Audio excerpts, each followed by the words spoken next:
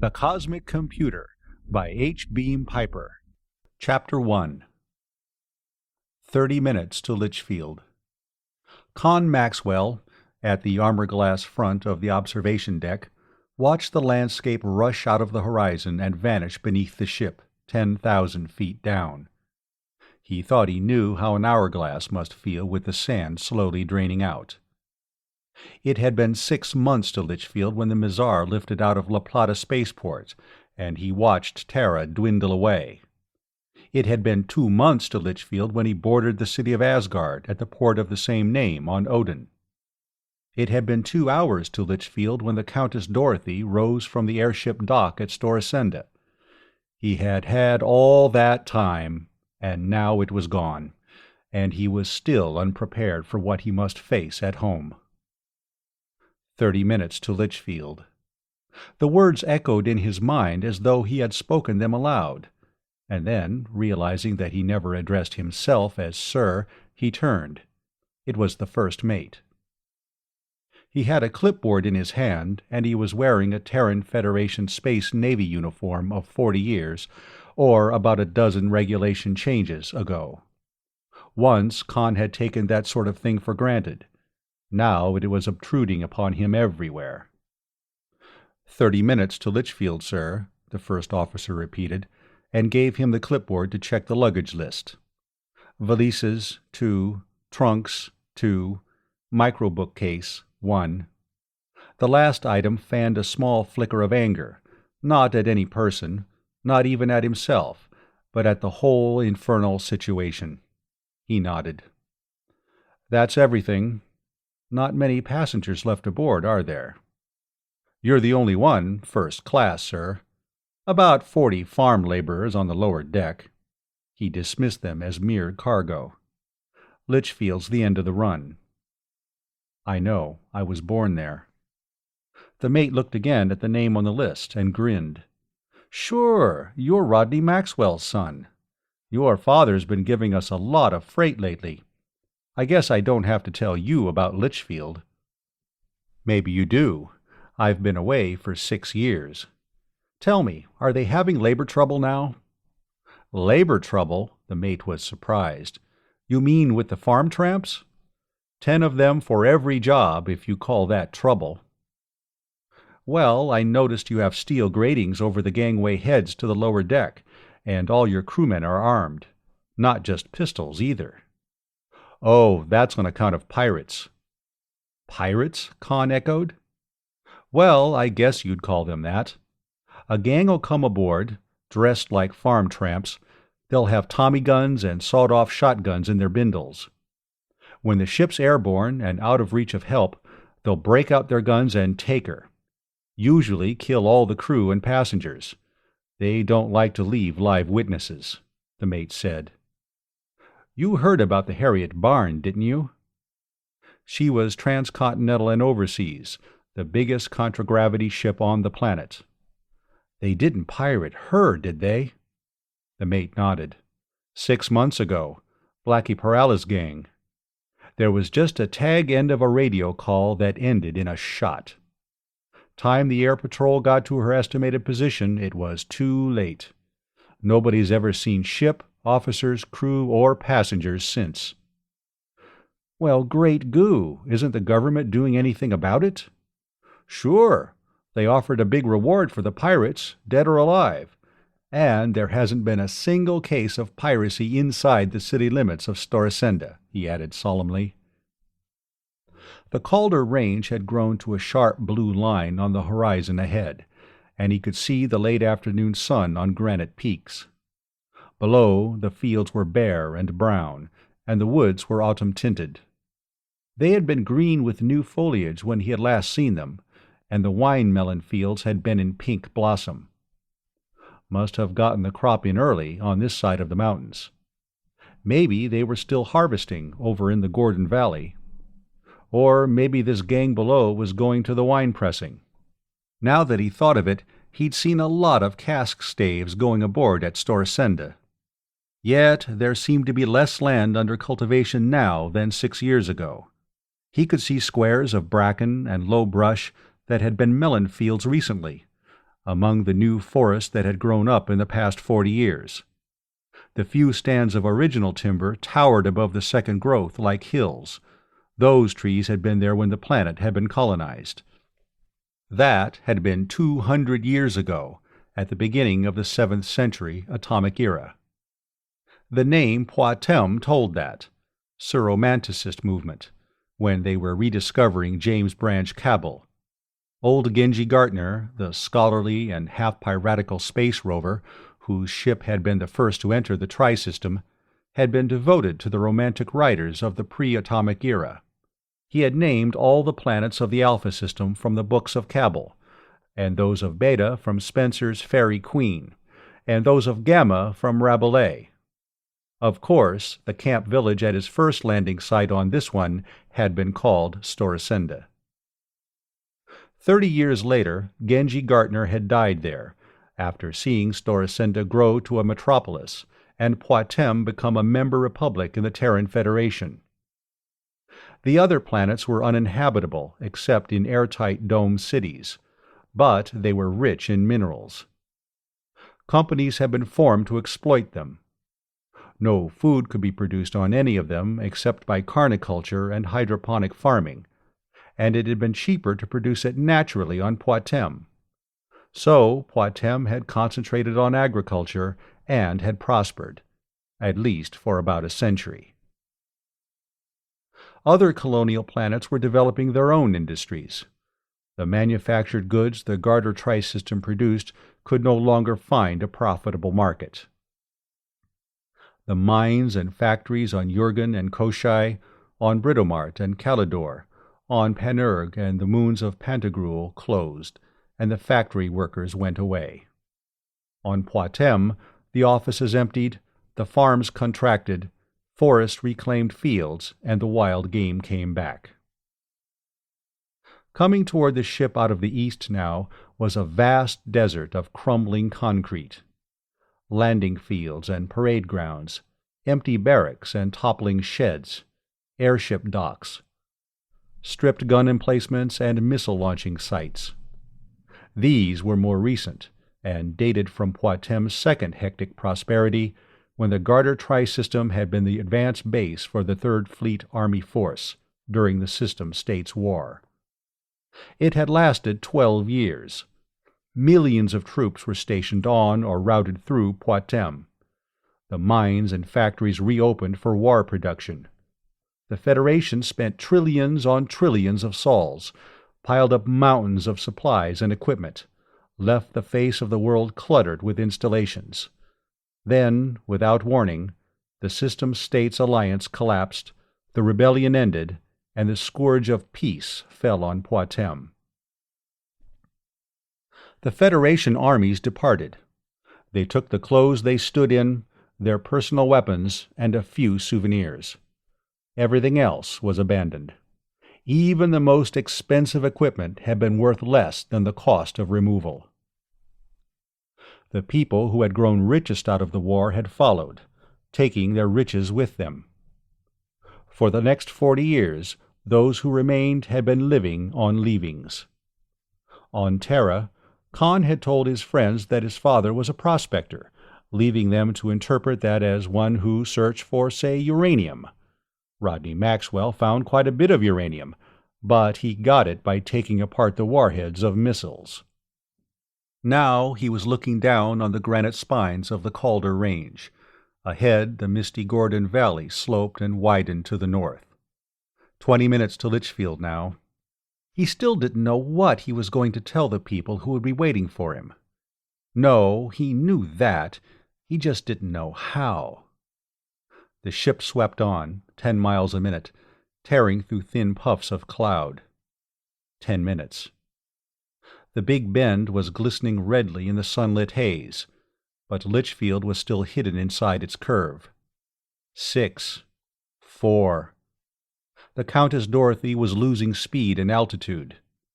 Now he could see it, first a blur and then distinctly. The airlines building, so thick as to look squat for all its height. The yellow block of the distilleries under the plume of steam. High Garden Terrace, the mall. Moment by moment, the stigmata of decay became more evident. Terraces empty or littered with rubbish, gardens untended and choked with wild growth, blank staring windows, walls splotched with lichens. At first he was horrified at what had happened to Litchfield in 6 years. Then he realized that the change had been in himself. He was seeing it with new eyes, as it really was. The ship came in 500 feet above the mall, and he could see cracked pavements sprouting grass, statues askew on their pedestals, waterless fountains. At first he thought one of them was playing, but what he had taken for spray was dust blowing from the empty basin. There was a thing about dusty fountains, some poem he'd read at the university. The fountains are dusty in the graveyard of dreams. The hinges are rusty, they swing with tiny screams. Was Poitem a graveyard of dreams? No, junkyard of empire. The Terran Federation had impoverished 100 planets, devastated a score, actually depopulated at least 3 to keep the System States Alliance from seceding. It hadn't been a victory, it had only been a lesser defeat. There was a crowd, almost a mob on the deck, nearly everybody in topside Litchfield. He spotted old Colonel Zareth, with his white hair and plum-brown skin, and Tom Brangwyn, the town marshal, red-faced and hulking above everybody else. Kurt Fawsey, the mayor, well to the front. Then he saw his father and mother and sister Flora and waved to them. They waved back, and then everybody was waving. The gangway port opened, and the Academy band struck up, enthusiastically if inexpertly, as he descended to the dock. His father was wearing a black suit with a long coat, cut in the same pattern as the one he had worn 6 years ago. Blackout curtain cloth. It was fairly new, but the coat had begun to acquire a permanent wrinkle across the right hip, over the pistol butt. His mother's dress was new, and so was Flora's, made for the occasion. He couldn't be sure just which of the Federation armed forces had provided the material, but his father's shirt was Med-Service Sterilon. Ashamed to be noticing things like that, he clasped his father's hand, kissed his mother, embraced his sister. There were a few, but very few, gray threads in his father's mustache, a few more squint wrinkles around the eyes.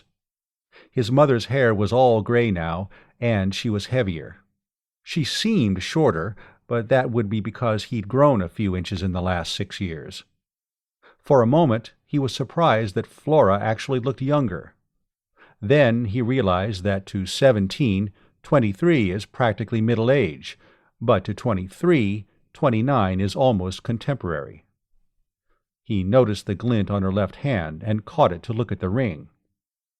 "Hey, Zarathustra Sunstone! Nice," he said. "Where is he, sis?" He'd never met her fiancé. Wade Lucas hadn't come to Litchfield to practice medicine until the year after he'd gone to Terra. "Oh, emergency," Flora said. "Obstetrical case. That won't wait on anything. In Tramp Town, of course. But he'll be at the party. Oops, I shouldn't have said that. That's supposed to be a surprise." "Don't worry, I'll be surprised," he promised. Then Kurt Fawsey was pushing forward, holding out his hand. Thinner and grayer, but just as effusive as ever. "Welcome home, Con. Judge, shake hands with him and tell him how glad we all are to see him back. Now, Franz, put away the recorder. Save the interview for the Chronicle till later. Ollie, Professor Kelton, one pupil Litchfield Academy can be proud of."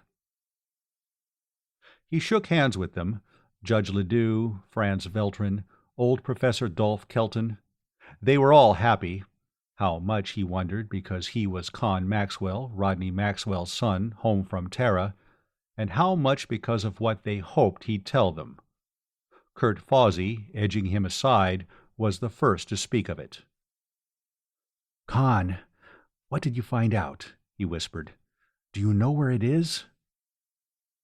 He stammered. then saw Tom Brangwen and Colonel Clem Zareff approaching, the older man tottering on a silver-headed cane, and the younger keeping pace with him. Neither of them had been born on Poitem. Tom Brangwen had always been reticent about where he came from, but Hathor was a good guess. There had been political trouble on Hathor 20 years ago. The losers had had to get off-planet in a hurry to dodge firing squads. Clem Zareff never was reticent about his past. He came from Ashmodai, one of the System States planets, and he had commanded a regiment, and finally a division that had been blasted down to less than regimental strength in the Alliance Army. He always wore a little rosette of System States black and green on his coat.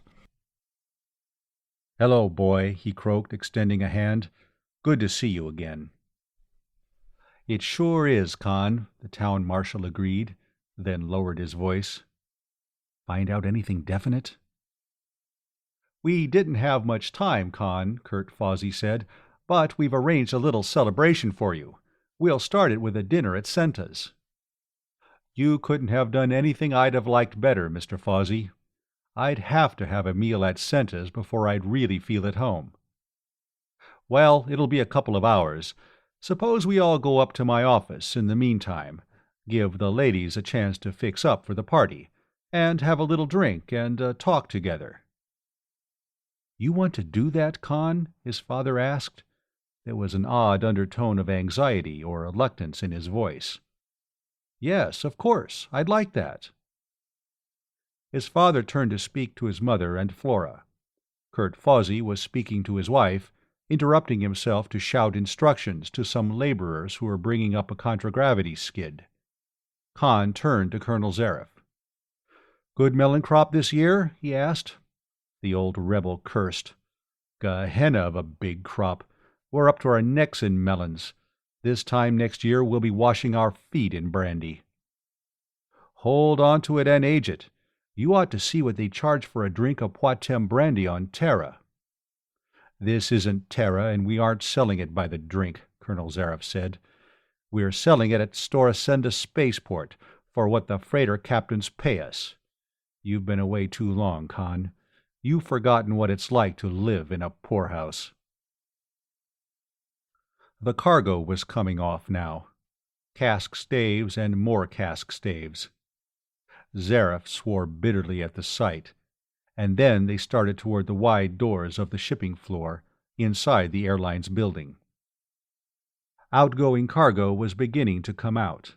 Casks of brandy, of course, and a lot of boxes and crates, painted light blue and bearing the yellow trefoil of the 3rd Fleet Army Force and the 8-pointed red star of ordnance.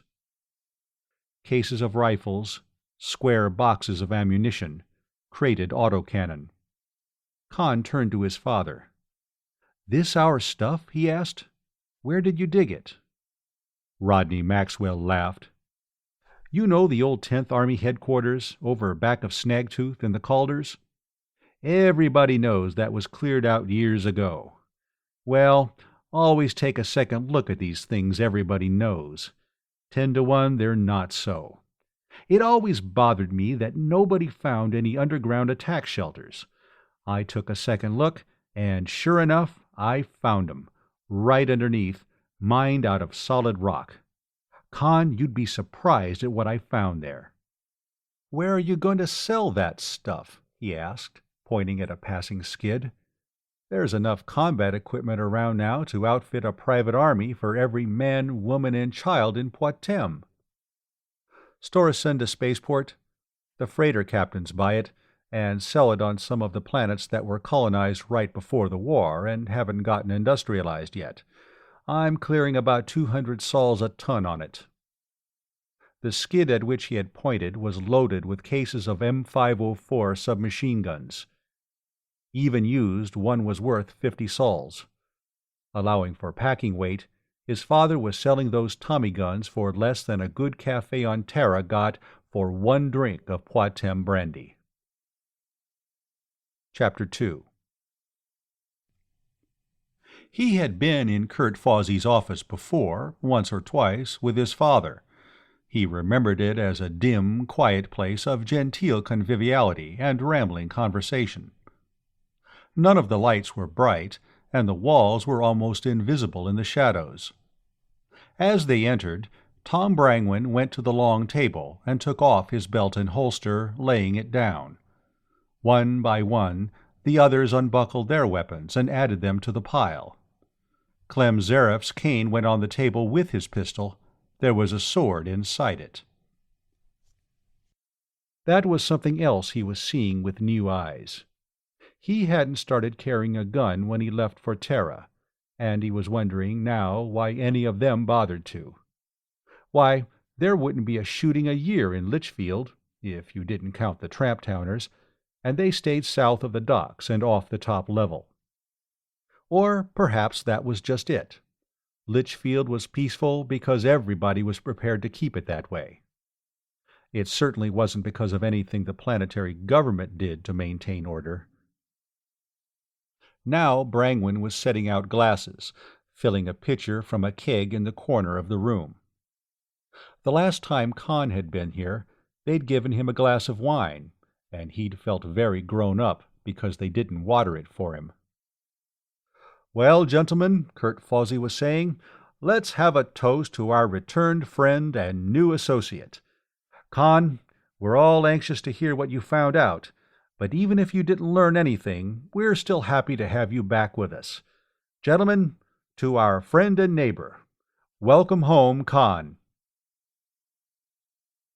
"Well, it's wonderful to be back, Mr. Fawsey," he began. "Here, none of this Mr. foolishness.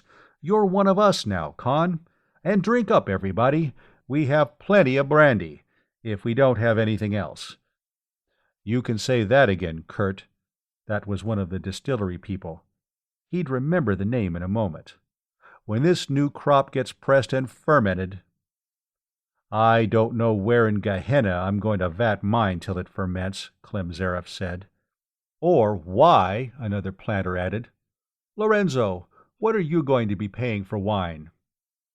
Lorenzo Menardis, that was the name. The distiller said he was worrying about what he'd be able to get for brandy. "Oh, please," Fawsey interrupted. "Not today. Not when our boy's home and is going to tell us how we can solve all our problems." "Yes, Con," that was Morgan Gatworth, the lawyer. "You did find out where Merlin is, didn't you?" That set them all off. He was still holding his drink. He downed it in one gulp, barely tasting it, and handed the glass to Tom Brangwen for a refill, and caught a frown on his father's face. One did not gulp drinks in Kurt Fawsey's office. Well, neither did one blast everybody's hopes with half a dozen words, and that was what he was trying to force himself to do. He wanted to blurt out the one quick sentence and get it over with, but the words wouldn't come out of his throat. He lowered the second drink by half. The brandy was beginning to warm him and dissolve the cold lump in his stomach. Have to go easy, though. He wasn't used to this kind of drinking, and he wanted to stay sober enough to talk sense until he'd told them what he had to. "I hope," he said, "that you don't expect me to show you the cross on the map where the computer is buried." All the eyes around him began to look troubled. Most of them had been expecting precisely that. His father was watching him anxiously. "But it's still here on Poitem, isn't it?" one of the melon planters asked. "They didn't take it away with them." "Most of you gentlemen," he said, "contributed to sending me to school on Terra, to study cybernetics and computer theory. It wouldn't do us any good to find Merlin if none of us could operate it. Well, I've done that. I can use any known type of computer and train assistants. After I graduated, I was offered a junior instructorship in computer physics at the university." "You didn't mention that, son," his father said. "The letter would have come on the same ship I did. Besides, I didn't think it was very important." "I think it is." There was a catch in old Dolph Kelton's voice. One of my boys from the academy offered a place on the faculty of the University of Montevideo on Terra. He finished his drink and held out his glass for more, something he almost never did. Con means, Kurt Fawsey explained, that it had nothing to do with Merlin. All right, now tell them the truth. I was also to find out anything I could about a secret giant computer used during the war by the 3rd Fleet Army Force, codenamed Merlin. I went over all the records available to the public. I used your letter, Professor, and the head of our modern history department secured me access to non-public material, some of it still classified. For one thing, I have locations and maps and plans of every Federation installation built here between 842 and 854, the whole period of the war. He turned to his father. There are incredible things still undiscovered. Most of the important installations were built in duplicate, sometimes triplicate, as a precaution against space attack. I know where all of them are. Space attack, Clem Zareth was indignant. There never was a time we could have attacked Poitem. Even if we'd had the ships, we were fighting a purely defensive war. Aggression was no part of our policy. He interrupted. Excuse me, Colonel. The point I was trying to make is that, with all I was able to learn, I could find nothing, not one single word about any giant strategic planning computer called Merlin or any Merlin project. There, he'd gotten it out. Now go on and tell them about the old man in the dome house on Luna. The room was silent, except for the small insectile hum of the electric clock. Then somebody set a glass on the table, and it sounded like a hammer blow. Nothing, Con? Kurt Fawsey was incredulous. Judge Ledoux's hand shook as though palsied as he tried to relight his cigar. Dolph Kelton was looking at the drink in his hand as though he had no idea what it was. The others found their voices, one by one. Of course, it was the most closely guarded secret, but after 40 years— Ha! Don't tell me about security, Colonel Zareth barked. You should have seen the lengths our staff went to.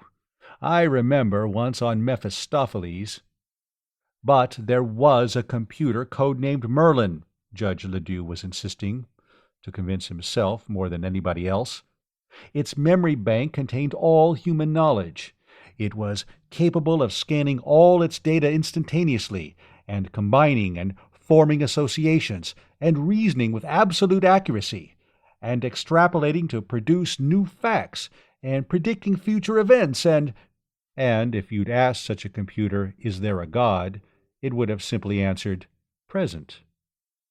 We'd have won the war, except for Merlin, Zareth was declaring. Con, from what you've learned of computers generally, how big would Merlin have to be? Old Professor Kelton asked. Well, the astrophysics computer at the university occupied a volume of 100,000 cubic feet. For all Merlin was supposed to do, I'd say something of the order of 3 million to 5 million. Well, it's a cinch they didn't haul that away with them, Lester Dawes, the banker, said. Oh, lots of places on Poitem where they could have hid a thing like that, Tom Brangwyn said. You know, a planet's a mighty big place. It didn't have to be on Poitem even, Morgan Gatworth pointed out. It could be anywhere in the Tri-System. You know where I'd have put it? Lorenzo Menardis asked. On one of the moons of Pantagruel. But that's in the Gamma system, 3 light years away, Kurt Fawsey objected. There isn't a hypership on this planet, and it would take half a lifetime to get there on normal space drive. Con was lifting his glass to his lips. He set it down again and rose to his feet. Then, he said, we will build a hypership. On Koshai there are shipyards and hyperdrive engines and everything we will need. We only need one normal space interplanetary ship to get there, and we're in business. Well, I don't know we need one, Judge Ledoux said. "That was only an idea of Lorenzo's. I think Merlin's right here on Poitem." "We don't know it is," Con replied, "and we don't know we won't need a ship. Merlin may be on Koshai. That's where the components would be fabricated, and the armed forces weren't hauling anything any farther than they had to. Koshai's only 2.5 minutes away by radio. That's practically in the next room. Look, here's how they could have done it." He went on talking about remote controls and radio transmission and positronic brains and neutrino circuits. They believed it all, even the little they understood. They would believe anything he told them about Merlin, except the truth. "But this will take money," Lester Dawes said, "and after that infernal deluge of unsecured paper currency 30 years ago." "I have no doubt," Judge Ledoux began, "that the planetary government at Storsenda would give assistance. I have some slight influence with President Vykoven."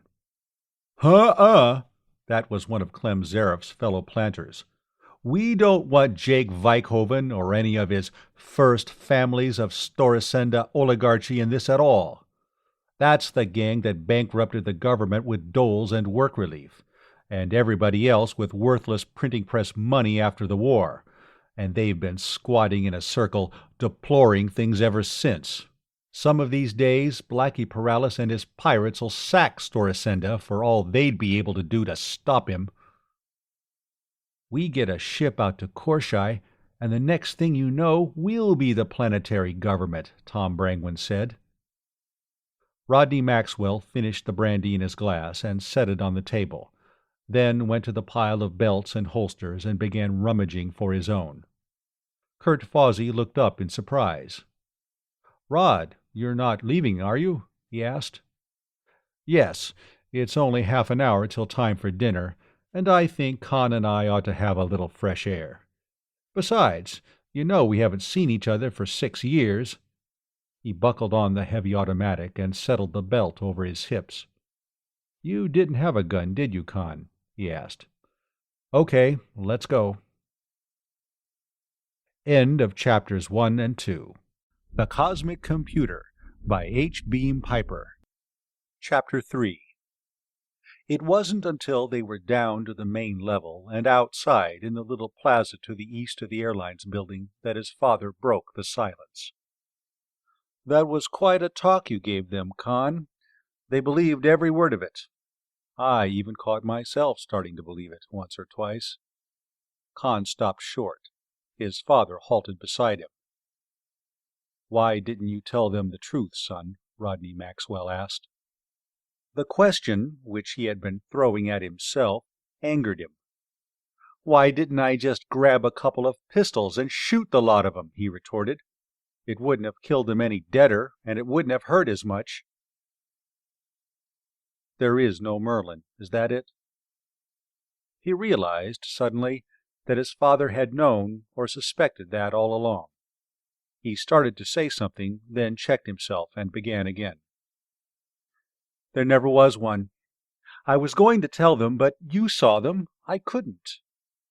"You sure of it?" "The whole thing's a myth. I'm quoting the one man in the galaxy who ought to know. The man who commanded the Third Force here during the war." "Fox Travis?" His father's voice was soft with wonder. "I saw him once, when I was 8 years old. I thought he'd died long ago. Why, he must be over 100. 112. He's living on Luna. Low gravity's all that keeps him alive." "And you talked to him?" "Yes." There'd been a girl in his third-year biophysics class. He'd found out that she was a great-granddaughter of Force General Travis. It had taken him until his senior midterm vacation to wangle an invitation to the Dome House on Luna. After that, it had been easy. As soon as Fox Travis had learned that one of his great-granddaughter's guests was from Poitem, he had insisted on talking to him. "What did he tell you?" The old man had been incredibly thin and frail. Under normal gravitation, his life would have gone out like a blown match.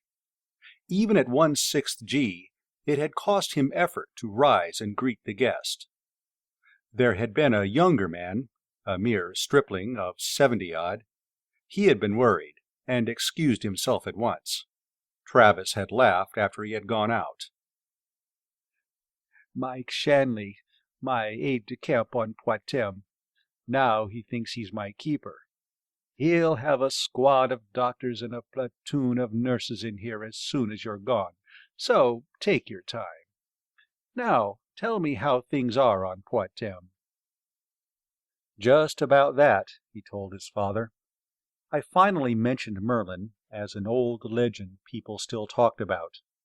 I was ashamed to admit anybody really believed in it. He laughed and said, "Great goo, is that thing still around? Well, I suppose so. It was all through the Third Force during the war. Lord only knows how these rumors start among troops. We never contradicted it. It was good for morale." They had started walking again, and were out on the mall. The sky was flaming red and orange from high cirrus clouds in the sunset light. They stopped by a dry fountain, perhaps the one from which he had seen the dust blowing. Rodney Maxwell sat down on the edge of the basin and got out 2 cigars, handing one to Con, who produced his lighter. "Con, they wouldn't have believed you and Fox Travis," he said. "Merlin's a religion with these people. Merlin's a robot god, something they can shove all their problems onto. As soon as they find Merlin, everybody will be rich and happy. The government bonds will be redeemed at face value plus interest. The paper money will be worth 100 Federation centisols to the sol, and the leaves and waste paper will be raked off them all by magic." He muttered an unprintability and laughed bitterly. "I didn't know you were the village atheist, Father." In a religious community, the village atheist keeps his doubts to himself. I have to do business with these Merlinolators. It's all I can do to keep Flora from antagonizing them at school. Flora was a teacher. Now she was assistant principal of the grade schools. Professor Kelton was also school superintendent. He could see how that would be. "Flora's not a true believer, then?" Rodney Maxwell shook his head. "That's largely Wade Lucas's influence, I'd say. You know about him." "Just from letters. Wade Lucas was from Baldur. He'd gone off-planet as soon as he'd gotten his M.D. Evidently, the professional situation there was the same as on Terra. Plenty of opportunities, and 50 competitors for each one. On Poitem, there were few opportunities, but nobody competed for anything, not even to find Merlin. He'd never heard of Merlin till he came here, and when he did, he just couldn't believe in it. I don't blame him. I've heard about it all my life, and I can't. Why not? To begin with, I suppose, because it's just another of these things everybody believes. Then I've had to do some studying on the Third Force occupation of Poitem to know where to go and dig, and I never found any official or even reliably unofficial mention of anything of the sort. 40 years is a long time to keep a secret, you know, and I can't see why they didn't come back for it after the pressure to get the troops home was off, or why they didn't build a dozen Merlins. This isn't the only planet that has problems they can't solve for themselves. What's Mother's attitude on Merlin? She's against it. She thinks it isn't right to make machines that are smarter than people. I'll agree. It's scientifically impossible. That's what I've been trying to tell her. Con, I noticed that after Kurt Fawsey started talking about how long it would take to get to the Gamma system, you jumped right into it and began talking up a ship. Did you think that if you got them started on that, it would take their minds off Merlin? That gang up in Fawsey's office? Niflheim, no. They'll go on hunting Merlin till they die. But I was serious about the ship. An idea hit me. You gave it to me, You and Clem Zareth. Why, I didn't say a word. Down on the shipping floor, before we went up. You were talking about selling arms and ammunition at a profit of 200 sols a ton, and Klein was talking as though a bumper crop was worse than a green death epidemic. If we had a hypership, look what we could do. How much do you think a settler on Hoth or Mailbolge or Irminsul would pay for a good rifle and 1,000 rounds? How much would he pay for his life? That's what it would come to. And do you know what a 15cc liqueur glass of Poitem brandy sells for on Terra? 1 sol, Federation money. I'll admit it costs like Niflheim to run a hypership, but look at the difference between what these tramp freighter captains pay at Storsenda and what they get. I've been looking at it for a long time. Maybe if we had a few ships of our own, these planners would be breaking new ground instead of cutting their plantings, and maybe we'd get some money on this planet that was worth something. You have a good idea there, son, but maybe there's an angle to it you haven't thought of. Khan puffed slowly at the cigar. Why couldn't they grow tobacco like this on Terra? Soil chemicals, he supposed. That wasn't his subject. You can't put this scheme over on its merits. This gang wouldn't lift a finger to build a hypership. They've completely lost hope in everything but Merlin. Well, can do. I'll even convince them that Merlin's a space station in orbit off Koshai. I think I could do that. You know what it'll cost? If you go ahead with it, I'm in it with you. Make no mistake about that. But you and I will be the only two people on Poitem who can be trusted with the truth. We'll have to lie to everybody else, with every word we speak. We'll have to lie to Flora, and we'll have to lie to your mother. Your mother most of all. She believes in absolutes. Lying is absolutely wrong, no matter whom it helps. Telling the truth is absolutely right, no matter how much damage it does or how many hearts it breaks. You think this is going to be worth a price like that? Don't you? He demanded, and then pointed along the crumbling and littered mall. Look at that. Pretend you never saw it before and are looking at it for the first time, and then tell me whether it'll be worth it or not. His father took the cigar from his mouth. For a moment he sat staring silently. Great goo! Rodney Maxwell turned. I wonder how that sneaked up on me. I honestly never realized. Yes, Con, this is a cause worth lying for. He looked at his watch. We ought to be starting for Sentas, but let's take a few minutes and talk this over. How are you going to get it started? Well, convince them that I can find Merlin and that they can't find it without me. I think I've done that already. Then convince them that we have to have a ship to get to Koshai. And won't do. That'll take money, and money's something none of this gang has. You heard me talk about the stuff I found out on Terra. Father, you have no idea what all there is. You remember the old Force Command headquarters, the one the planetary government took over? I know where there's a duplicate of that, completely underground. It has everything the other one had, and a lot more, because it'll be crammed full of supplies to be used in case of a general blitz that would knock out everything on the planet. And a chain of hospitals. And a spaceport, over on Barathrum, that was built inside the crater of an extinct volcano. There won't be any hyperships there, of course, but there'll be equipment and material. We might be able to build a ship there. And supply depots all over the planet. None of them has ever been opened since the war. Don't worry about financing. We have that. His father, he could see, appreciated what he had brought home from Terra. He was nodding, with quick head jerks at each item. That'll do it, all right. Now listen.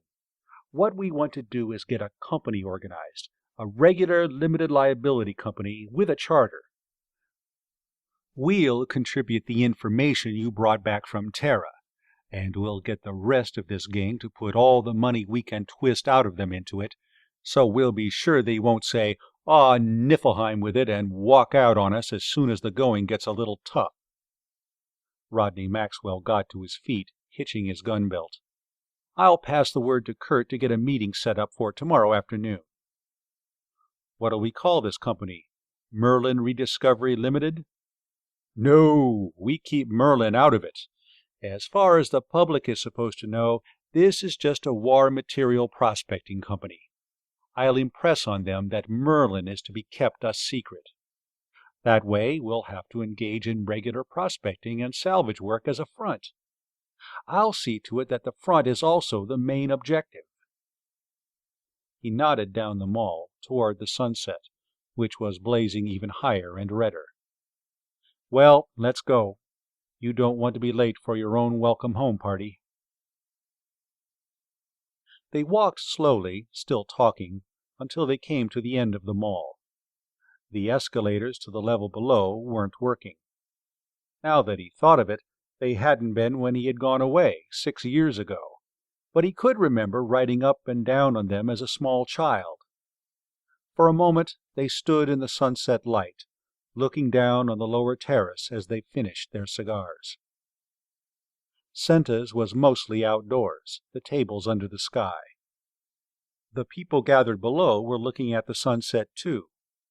Litchfielders loved to watch sunsets, maybe because a sunset was one of the few things economic conditions couldn't affect.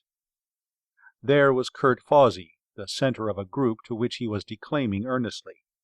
There was his mother and Flora's fiancé, who was the uncomfortable lone man in an excited feminine flock.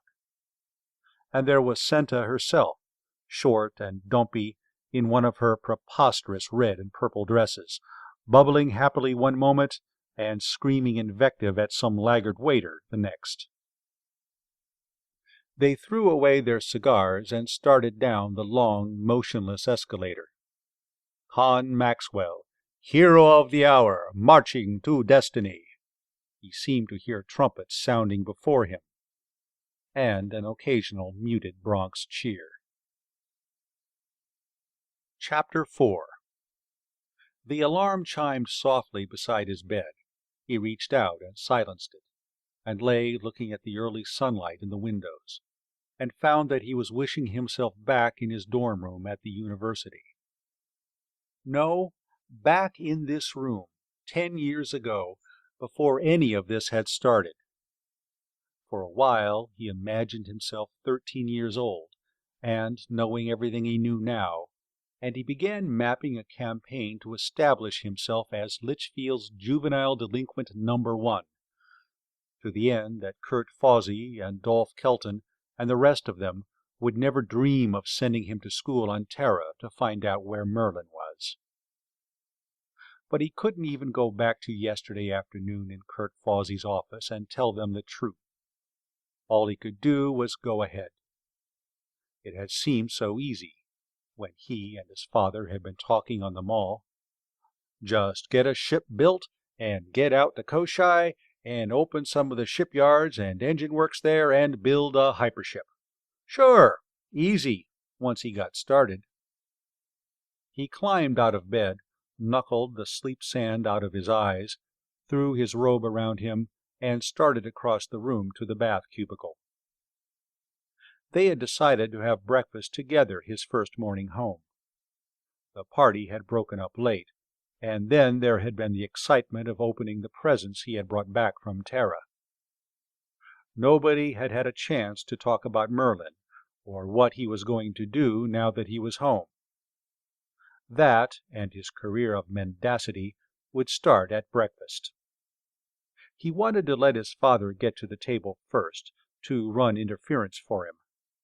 He took his time with his toilet and dressed carefully and slowly. Finally, he zipped up the short waist-length jacket and went out. His father and mother and Flora were at the table, and the serving robot was floating around a few inches off the floor, steam trailing from its coffee urn and its tray lid up to offer food. He greeted everybody and sat down at his place, and the robot came around to him.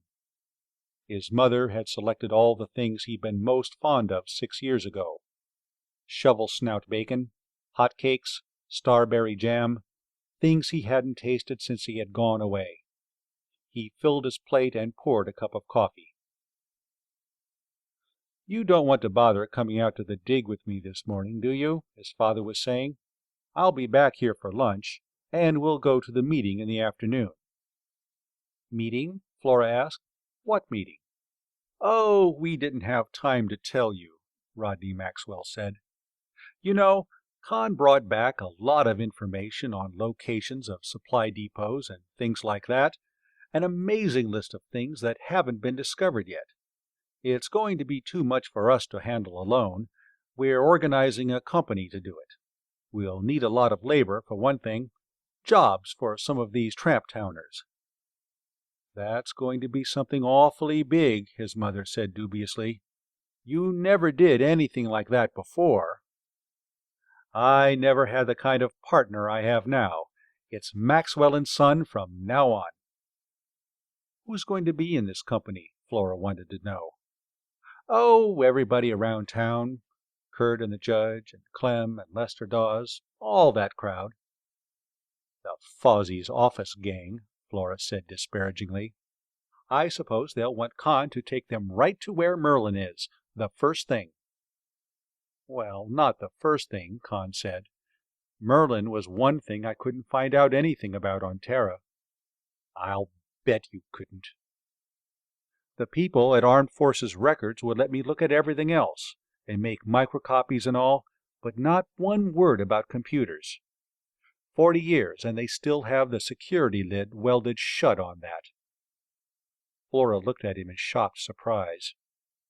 "You mean to tell me you believe in that thing?" "Sure. How do you think they fought a war around a perimeter of close to 1,000 light years? They couldn't do it all out of their heads. They'd have to have computers, and the one they'd use to correlate everything and work out grand strategy plans would have to be a dilly. Why, I'd give anything just to look at the operating panels for that thing." "But that's just a silly story. There never was anything like Merlin. No wonder you couldn't find out about it. You were looking for something that doesn't exist, just like all these old cranks that sit around drinking brandy and mooning about what Merlin's going to do for them, and never doing anything for themselves." "Oh, they're going to do something now, Flora," his father told her, "when we get this company organized. You'll dig up a lot of stuff you won't be able to sell, like that stuff you've been bringing up from 10th Army, and then you'll go looping off chasing Merlin like the rest of them. Well, maybe that'll be a little better than just sitting in Kurt Fozzie's office talking about it, but not much." It kept on like that. Con and his father tried several times to change the subject. Each time Flora ignored the effort and returned to her diatribe. Finally, she put her plate and cup on the robot's tray and got to her feet. "I have to go," she said. "Maybe I can do something to keep some of these children from growing up to be Merlin worshippers like their parents." She flung out of the room angrily. Mrs. Maxwell looked after her in distress. "And I thought it was going to be so nice, having breakfast together again," she lamented. Somehow the breakfast wasn't quite as good as he thought it was at first. He wondered how many more breakfasts like that he was going to have to sit through. He and his father finished quickly and got up, while his mother started the robot to clearing the table. "Con," she said after his father had gone out, "you shouldn't have gotten Flora started like that." "I didn't get Flora started. She's equipped with a self-starter. If she doesn't believe in Merlin, that's her business. A lot of these people do, and I'm going to help them hunt for it. That's why they all chipped in to send me to school on Terra, remember?" "Yes, I know." Her voice was heavy with distress. "Con, do you really believe there is that thing?" she asked. "Why, of course." He was mildly surprised at how sincerely and straightforwardly he said it. I don't know where it is, but it's somewhere on Poitem, or in the Alpha system." "Well, do you think it would be a good thing to find it?" That surprised him. Everybody knew it would be, and his mother didn't share his father's attitude about things everybody knew. She hadn't any business questioning a fundamental postulate like that. "It frightens me," she continued. "I don't even like to think about it. A soulless intelligence. It seems evil to me." "Well, of course it's soulless. It's a machine, isn't it? An air car's soulless, but you're not afraid to ride in one." "But this is different. A machine that can think. Con, people weren't meant to make machines like that, wiser than they are." "Now, wait a minute, Mother. You're talking to a computer man now." Professional authority was something his mother oughtn't to question. "A computer like Merlin isn't intelligent or wise or anything of the sort. It doesn't think. The people who make computers and use them do the thinking. A computer's a tool, like a screwdriver. It has to have a man to use it." "Well, but—" "And please, don't talk about what people are meant to do. People aren't meant to do things, they mean to do things. And 9 times out of 10, they end by doing them. It may take 100,000 years, from a Stone Age savage in a cave to the captain of a hyperspace ship, but sooner or later they get there." His mother was silent. The soulless machine that had been clearing the table floated out of the room, the dishwasher in its rectangular belly gurgling. Maybe what he had told her was logical, but women aren't impressed by logic. She knew better, for the good old feminine reason, because. "Wade Lucas wanted me to drop in on him for a checkup," he mentioned. "That's rubbish. I had one for my landing critique on the ship. He just wants to size up his future brother-in-law." "Well, you ought to go see him." "How did Flora come to meet him, anyhow?" "Well, you know, he came from Baldur. He was in Storsenda, looking for an opening to start a practice, and he heard about some medical equipment your father found somewhere and came out to see if he could buy it. Your father and Judge Ledoux and Mr. Fawsey talked him into opening his office here. Then he and Flora got acquainted." She asked anxiously, "What do you think of him, Con?" "Seems like a regular guy. I think I'll like him. A husband like Wade Lucas might be a good thing for Flora. I'll drop in on him sometime this morning." His mother went toward the rear of the house. More soulless machines, like the house-cleaning robot and the laundry robot, to look after. He went into his father's office and found the cigar humidor, just where it had been when he'd stolen cigars out of it 6 years ago and thought his father never suspected what he was doing. Now, why didn't they export this tobacco? It was better than anything they grew on Terra. Well, at least it was different, just as Poitem brandy was different from Terran bourbon or Baldur honey rum. That was the sort of thing that could be sold in interstellar trade, any time and anywhere. The luxury goods that were unique. Staple foodstuffs, utility textiles, metal products could be produced anywhere, and sooner or later they were. That was the reason for the original pre-war depression. The customers were all producing for themselves. He'd talked that over with his father. He wished he'd had time to take some economics at the university. He found the file his father kept up to date on salvage sites found and registered with the claims office in Storsenda. Some of the locations he had brought back data for had been discovered, but to his relief, not the underground duplicate Force Command headquarters, and not the spaceport on the island continent of Barathrum to the east. That was all right. He went to the house defense arms closet and found a 10mm Navy pistol and a belt and spare clips. Making sure that the pistol and magazines were loaded, he buckled it on. He debated getting a vehicle out of the hangar on the landing stage, decided against it, and started downtown on foot. One of the first people he met was Len Yaniguchi, the tailor. He would be at the meeting that afternoon. He managed, while talking, to comment on the cut of Khan's suit, and fingered the material. Ah, nice, he complimented. Made on Terra? We don't see cloth like that here very often. He meant it wasn't armed forces salvage. Father ought to be around to see you with a bolt of material to have a suit made, he said. For goose sake, either talk him into having a short jacket like this, or get him to buy himself a shoulder holster. He's ruined every coat he ever owned, carrying a gun on his hip. A little farther on, he came to a combat car grounded in the middle of the street. It was green with black trimmings, and lettered in black, Gordon Valley Home, Gums. Tom Brangwyn was standing beside it, talking to a young man in a green uniform. "Hello, Con." The town marshal looked at his hip and grinned. "See you got all your clothes on this morning. You were just plain indecent yesterday. You know Fred Karski, don't you?" Yes, now that Tom mentioned it, he did. He and Fred had gone to school together at the Litchfield Academy. But the 6 years since they'd seen each other last had made a lot of difference in both of them. He was beginning to think that the only strangers in Litchfield were his own contemporaries. They shook hands, and Con looked at the combat car and Fred Karski's uniform. "What's going on?" he asked. "The System States Alliance in business again?" Karski laughed. "Oh, that's the Colonel's idea. Green and black were his colors in the war, and he's in command of the regiment." "Regiment? You need a whole regiment?" Con asked. "Well, it's 2 companies, each about the size of a regular army platoon, but we have to call it a regiment so he can keep his old rebel army rank."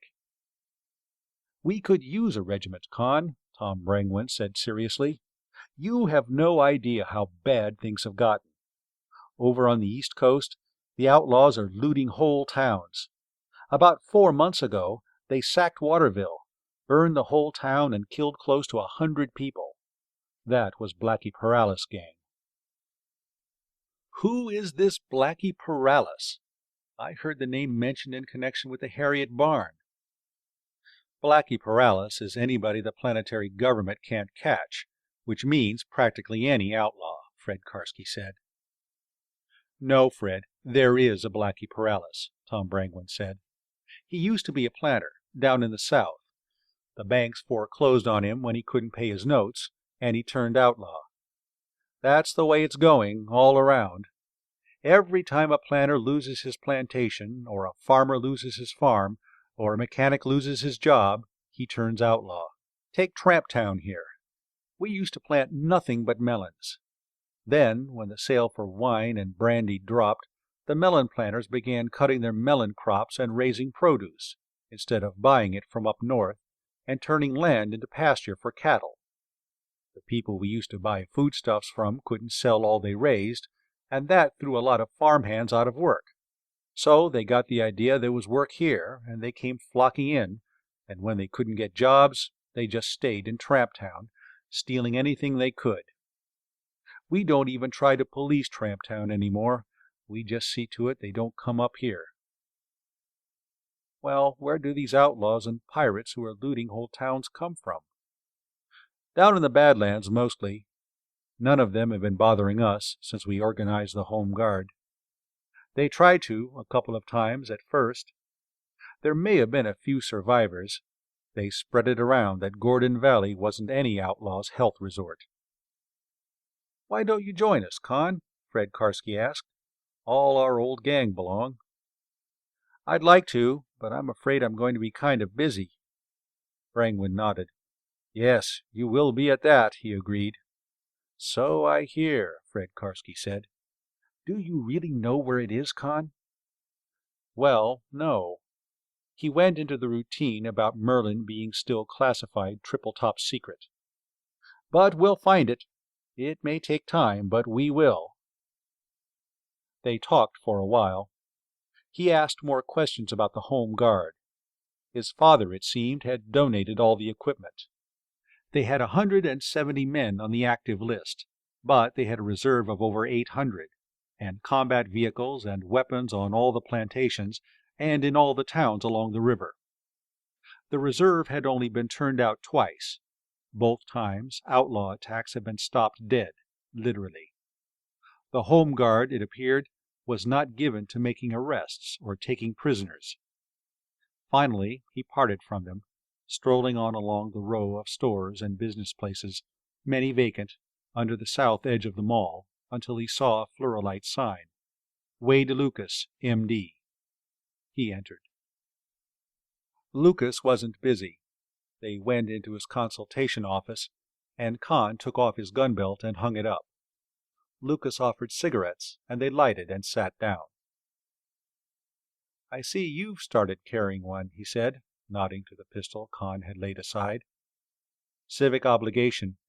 I'm going to be too busy for Home Guard duty, but if I can protect myself, it'll save somebody else the job of protecting me." Maybe if there weren't so many guns around, there wouldn't be so much trouble. He felt his good opinion of Wade Lucas start to slip. The liberals on Terra had been full of that kind of talk, which was why only 4 out of 10 of last year's graduating class at Armed Forces Academy had been able to get active commissions. The last war had been a disaster, so don't prepare for another one. When it comes, let it be a worse disaster. Guns don't make trouble. People make trouble. If the troublemakers are armed, you have to be armed too.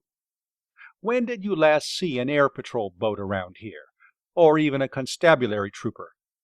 All we have here is the Home Guard, and Tom Brangwyn and 3 deputies, and his pay and theirs is always 6 months in arrears. Lucas nodded. A bankrupt government, an unemployment rate that rises every year, currency that buys less every month, and do-it-yourself justice. The doctor blew a smoke ring and watched it float toward the ventilator intake. "You said you're going to be busy. This company your father's talking about organizing?" "That's right. You're going to be at the meeting at the academy this afternoon, aren't you?" "Yes. Just what are you going to do after you get it organized?" "Well, I brought back information on a great deal of undiscovered equipment and stores that the Third Forces left behind." He talked on for some time, keeping to safe generalities. "It's too big for my father and me to handle alone, even if we didn't feel morally obligated to take in the people who contributed toward sending me to school on Terra. You ought to be interested in it. I know of 6 fully supplied hospitals intended to take care of the casualties in case of a system state space attack. You can imagine, better than I can, what would be in them. Yes, medical supplies of all sorts are getting hard to find. But look here, you're not going to let those people waste time looking for this alleged computer, this thing they call Merlin, are you? We're looking for any valuable war material. I don't know the location of Merlin, but I'll bet you don't," Lucas said vehemently. That was the same thing Flora had said. "But Merlin is undoubtedly the most valuable item of abandoned TF equipment on this planet. In the long run, I'd say, more valuable than everything else together. We certainly aren't going to ignore it." "Good heavens, Kahn, you aren't like these people here. You were educated at the University of Montevideo." "So I was. I studied computer theory and practice. I have some doubts about Merlin being able to do some of the things these laymen like Kelton and Fawsey and Judge Ledoux think it could. Those sorts of misconceptions and exaggerations have to be allowed for. But I have no doubt whatever that the master computer with which they did their strategic planning is probably the greatest mechanism of its sort ever built. And I have no doubt whatever that it still exists somewhere in the Alpha system." He almost convinced himself of it. He did not, however, convince Wade Lucas, who was now regarding him with narrow-eyed suspicion. "You mean you categorically state that the computer actually exists?" "That, I think, was the general idea. Yes, I certainly do believe that Merlin exists." Maybe he was telling the truth. Merlin existed in the beliefs and hopes of people like Dolph Kelton and Clem Zareff, and Judge Ledoux and Kurt Fawsey. Merlin was a god to them. Well, take Gu, the Thorin grandfather god.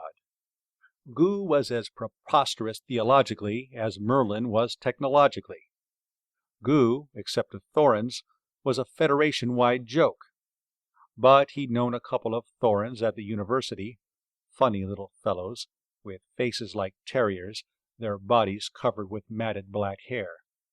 They believed in Gu the way we believed in the second law of thermodynamics. Gu is with them every moment of their lives. Take away their belief in Gu, and they would have been lost and wretched. As lost and wretched as Kurt Fawsey or Judge Ledoux if they lost their belief in Merlin. He was starting to say something like that, and then thought better of it. Yes, Virginia, there is a Santa Claus. End of chapters 3 and 4. Chapter 5. The meeting was at the academy.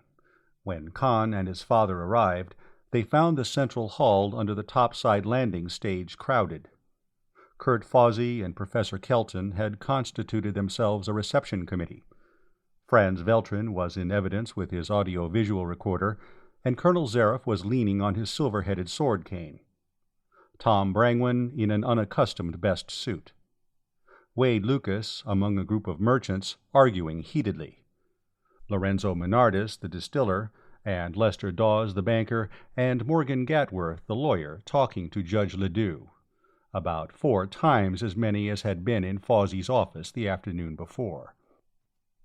Finally, everybody was shepherded into a faculty conference room. There was a long table and a shorter one T-wise at one end. Fawsey and Kelton conducted them to this. Both of them were trying to preside, Kelton because it was his academy, and Fawsey ex officio as mayor and professional leading citizen, and because he had come to regard Merlin as his own private project. After everybody else was seated, the 2 rival chairmen presumptive remained on their feet. Fawsey was saying, "Let's come to order. We must conduct this meeting regularly." And Kelton was saying, "Gentlemen, please, let me have your attention." If either of them took the chair, the other would resent it. Khan got to his feet again. "Somebody will have to preside," he said, loudly enough to cut through the babble at the long table. "Would you take the chair, Judge Ledoux?" That stopped it. Neither of them wanted to contest the honor with the president judge of the Gordon Valley Court. "Excellent suggestion, Khan. Judge, will you preside?" Professor Kelton, who had seen himself losing out to Fawsey, asked. Fawsey threw one quick look around, estimated the situation, and got with it. "Of course, Judge. You're the logical chairman. Here, will you sit here?" Judge Ledoux took the chair, looked around for something to use as a gavel, and rapped sharply with a paperweight. "Young Mr. Con Maxwell, who has just returned from Terra, needs no introduction to any of you," he began. Then, having established that, he took the next 10 minutes to introduce Con. When people began fidgeting, he wound up with, "Now, only about a dozen of us were at the informal meeting in Mr. Fawsey's office yesterday. Con, would you please repeat what you told us? Elaborate as you see fit." Con rose. He talked briefly about his studies on Terra to qualify himself as an expert. Then he began describing the wealth of abandoned and still undiscovered Federation war material and the many installations of which he had learned, careful to avoid giving clues to exact locations. The spaceport, the underground duplicate Force Command headquarters, the vast underground arsenals and shops and supply depots. Everybody was awed, even his father. He hadn't had time to tell him more than a fraction of it. Finally, somebody from the long table interrupted. "Well, Con, how about Merlin? That's what we're interested in." Wade Lucas snorted indignantly. "He's telling you about real things, things worth millions of sols, and you want him to talk about that idiotic fantasy?" There was an angry outcry. Nobody actually shouted, "To the stake with the blasphemer!" but that was the general idea. Judge Ledoux was rapping loudly for order. "I don't know the exact location of Merlin. Khan strove to make himself heard. "The whole subject's classified top secret. But I am certain that Merlin exists, if not on Poitem, then somewhere in the Alpha system, and I am equally certain that we can find it." Cheers. He waited for the hubbub to subside. Lucas was trying to yell above it. "You admit you couldn't learn anything about this so-called Merlin, but you're still certain it exists?" "Why are you certain it doesn't?" "Why, the whole thing's absurdly fantastic."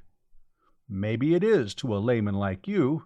I studied computers, and it isn't to me." "Well, take all these elaborate preparations against space attack you were telling us about. I think Colonel Zareff here, who served in the Alliance Army, will bear me out that such an attack was plainly impossible." Zareff started to agree, then realized that he was aiding and comforting the enemy.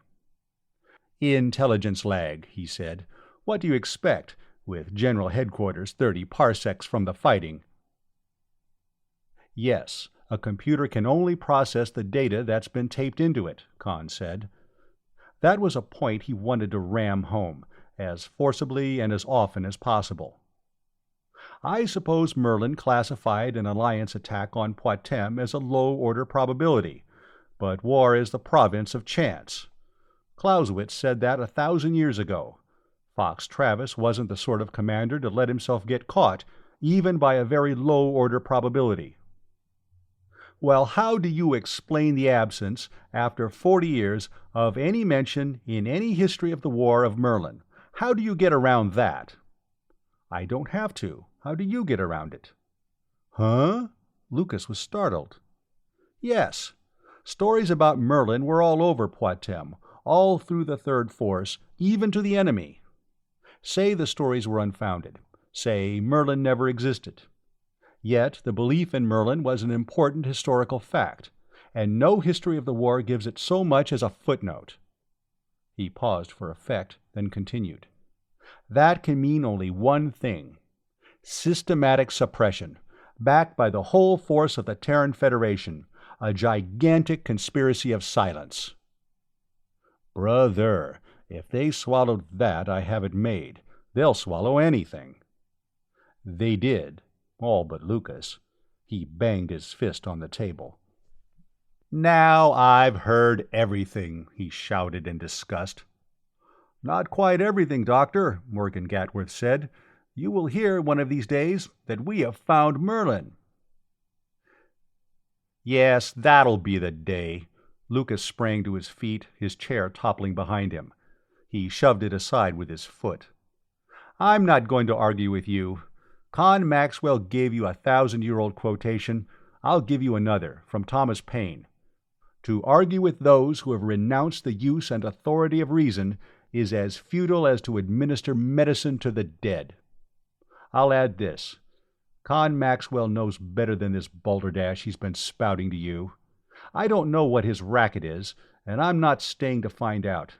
You will, though, to your regret." He turned and strode from the room. There was a moment's silence after the door slammed behind him. Too bad, Khan thought. He would have made a good friend. Now he was going to make a very nasty enemy. "Well, let's get to business," his father said.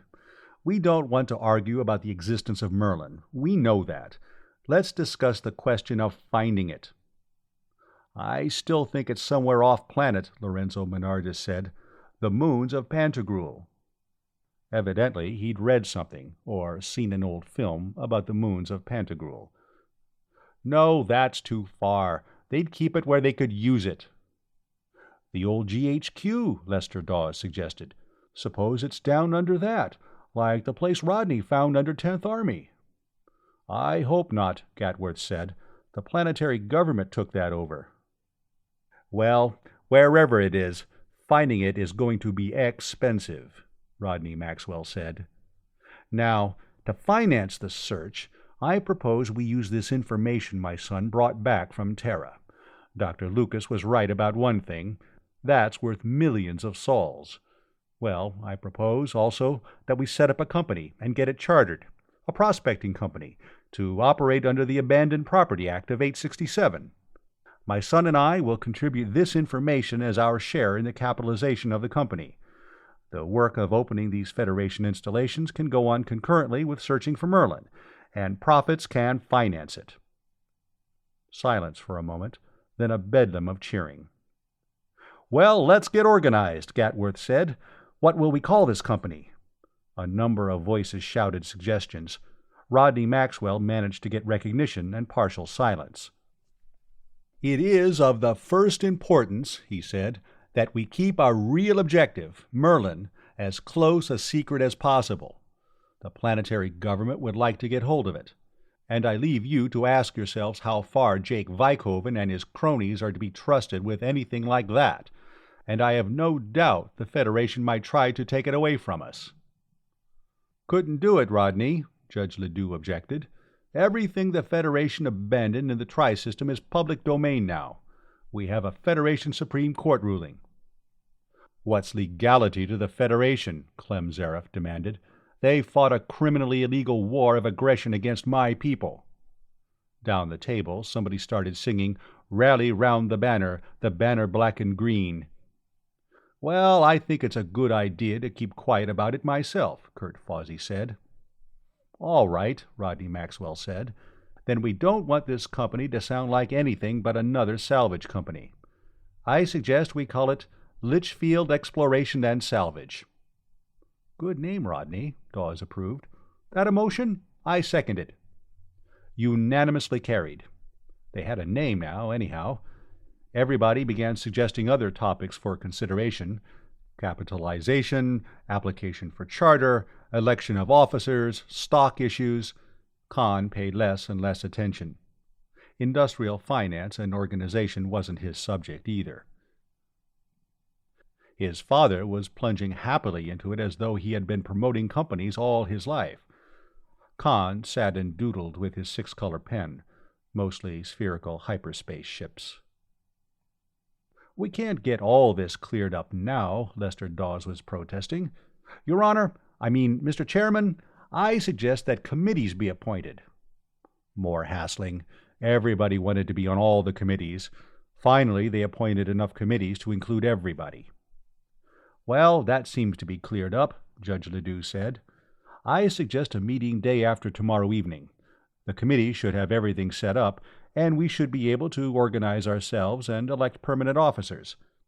Is there anything else to discuss, or do I hear a motion to adjourn?"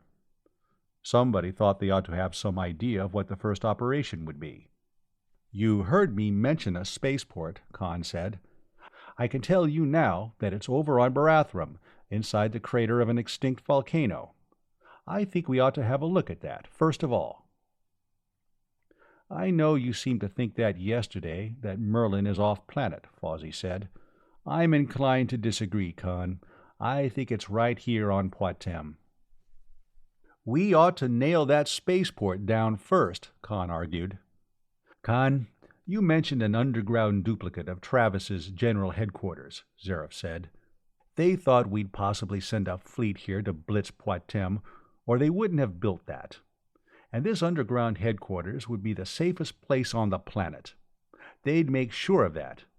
Staff brass don't like to get caught out in the rain, not when it's raining hellburners and planet busters. Merlin would be too big to take there along with them, so they'd put it there in the first place." That made sense. If he'd been Fox Travis, and if there had been a Merlin, that was exactly where he'd put it himself. But there was no Merlin, and he wanted a ship. He argued mulishly for a while, then saw that it was hopeless, and gave in. "I want to find Merlin as much as any of you," he said. "More. Merlin was the only thing I was trained for. We'll look there first." Somebody asked where, approximately, this Underground Force Command headquarters was. "Why, it's in the Badlands, over between the Blaubergs and the East Coast." "Great goo! We'll need an army to go in there," Tom Brangwood said. "That's where all these outlaws have been coming from, Blackie Perales and all." "Then we'll get an army together," Clem Zareth said happily. "Might make a little of that reward money that's been offered." "We'll need more than that. We'll need excavation equipment and labor. Lots of labor, Kahn said. It's a couple of 100 feet below the surface. From the plans, I'd say they just dug a big pit, built the headquarters in it, and filled it in. There are 2 entrances, a vertical shaft and a horizontal tunnel. When they pulled out, they probably filled the shaft and vitrified the rock at the outer ends, his father added. That was what they did at 10th Army. Another idea hit him. Mr. Mayor, do you think you could set up some kind of a public works program here in Litchfield? We can't start this thing till after the wine pressing's over, and we'll need a lot of labor, as I pointed out. Now, it's important that we keep all our projects a secret until we can get our claims filed. If we start this municipal fix-up and clean-up program, we can give work to a lot of these drifters who haven't been able to get jobs on the plantations, get them organized into gangs, and keep them together till we're ready for the force command job. Lorenzo Menardis supported the idea. And while they were boondoggling around in Litchfield, we could pick out the best workers, get rid of the incompetents, and train a few supervisors. That's going to be one of our worst headaches, getting capable supervisors. You telling me? Rodney Maxwell asked. That was what I was wondering about, where we'd get gang bosses. And another thing, this municipal house cleaning would mask our real preparations. Well, we need something like that, Fawsey said. We've needed it for a long time. I guess it took Kahn, coming home from Terra, to see how badly we've let the town get run down. Franz, suppose you and Tom Brangwyn and Lorenzo form a committee on that. Look around, see what needs fixing up worst, and set up a project. Who's city engineer now? Abe O'Leary. He died 6 years ago, Dawes said. You never appointed his successor. Well, I guess I never got around to that, the mayor of Litchfield admitted. When the meeting finally adjourned, they went up and got in the car. His father lifted it straight up to 30,000 feet and started circling. An air car was one place where they could talk safely. Kahn, I was kind of worried down there. You were being a little too positive. You know, you're only 23. As long as you agree with those people, you're a brilliant young man. You start getting ideas of your own, and you're just a half-baked kid. You let the older and wiser heads run things. You can't begin to hope to foul things up the way they can. Look at all the experience they've had. But we've got to have a ship. Everything depends on that. I know it does. We'll get a ship. Let Kurt Fawsey and Clem Zaref and the rest of them have this duplicate force command thing first, though. Keep them happy. As soon as we have that opened, you can take a gang and run over to Barathrum and grab your spaceport. Wait till they find out that Merlin isn't at Force Command Duplicate. Then you can convince them that it's really on Koshai. Chapter 6. The car Rodney Maxwell got out of the hangar the next morning wasn't the one he and Kahn had gone to the meeting in. It was the one he had flown in from 10th Army HQ at noon of the previous day. An Army reconnaissance job, slim and needle-like, completely enclosed, looking more like a missile than a vehicle, and armored in dazzling, iridescent collapsium. There was something to living on Poitem at that. Only a millionaire on Terra could have owned a car like that. Nice, Kahn said. Where did you dig it? Where we're going, 10th Army. I'll bet she'll do Mach 3. Better than that. I've never had her above 2.5, but the airspeed gauge is marked up to 4. And she has everything.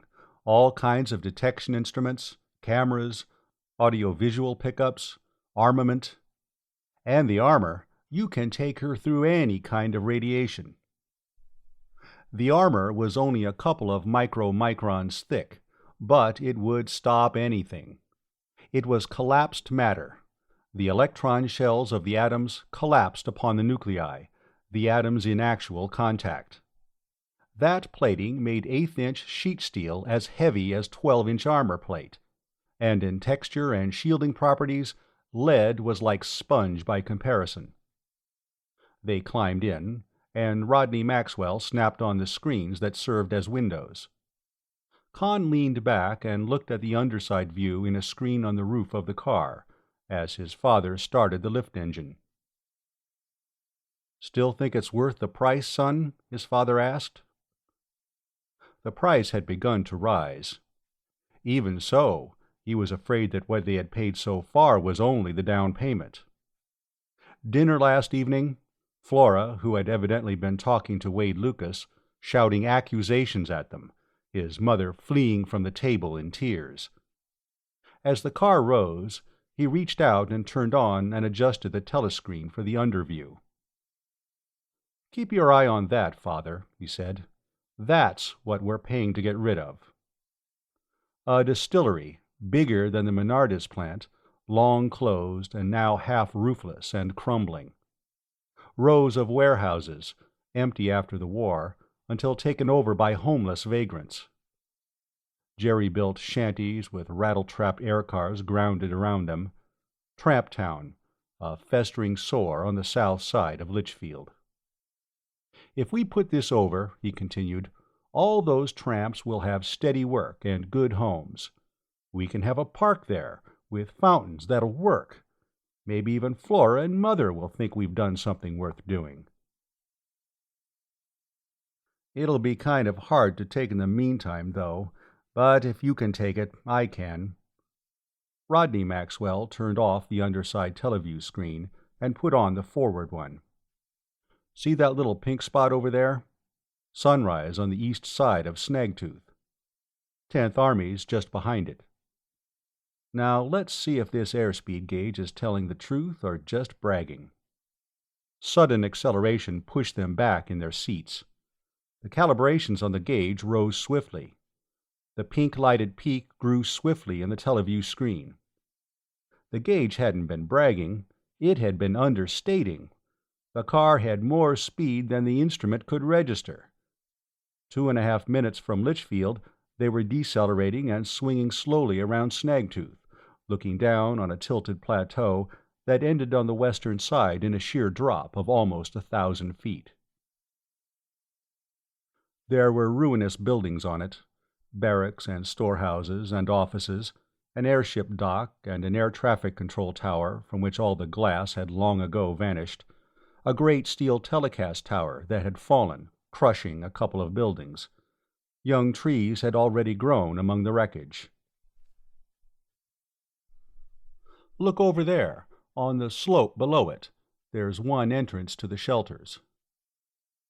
There was a clearing among the evergreens, half a mile from the buildings, and raw earth and a couple of big scows grounded nearby. They bulldozed rock and earth over the end of the tunnel. Then there's another one down on that bench, a couple of 100 feet below the edge of the plateau. They blasted rock down over that. The main entrance is a vertical shaft under the pre-stressed concrete dome. That was chapel, auditorium, or something. They just covered it with sheet metal and poured a foot of concrete on top. They floated down above the broken roofs and crumbling walls, and grounded in the area between the main administration building and the offices, back of the ship docks. Once, he supposed, it had been a lawn. Then it had been a jungle. Now it was a scuffed, littered, bare-trodden workyard. Men were straggling out of the administration building, lighting pipes and cigarettes. They all wore new but work-soiled infantry battle dress. All of them waved and shouted greetings. One, about Con's own age, approached. As he got out, Con saw the resemblance to Lester Dawes, the banker, before he recognized Ance Dawes, who had been one of his closest friends 6 years ago.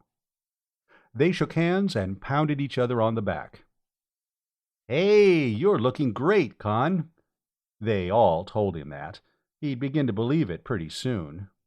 "Sorry I couldn't make the party, but somebody had to sit on the lid here, and Jerry Rivas and I cut cards for it, and Jerry won."